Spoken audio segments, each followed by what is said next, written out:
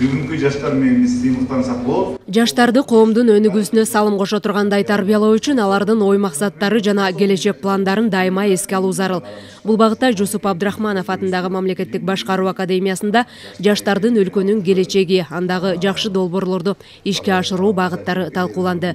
Буга чейин президенттин катышуусунда Кыялымдагы Кыргызстан Республикалык жаштар форуму өткөн.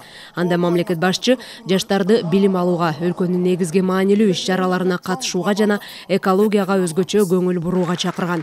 Жыйынга 2000ден ашык жаштар катышкан. Эми андагы билдирүүлөр катышуучулардын келечектүү пландары жана сунуштары бардык жогорку окуу жайларда жана мектептерде талкууланат. Бардык жаштарга дагы жеткизүү маселеси турат. Биз азыр ошонун үстүндө иштеп жатабыз.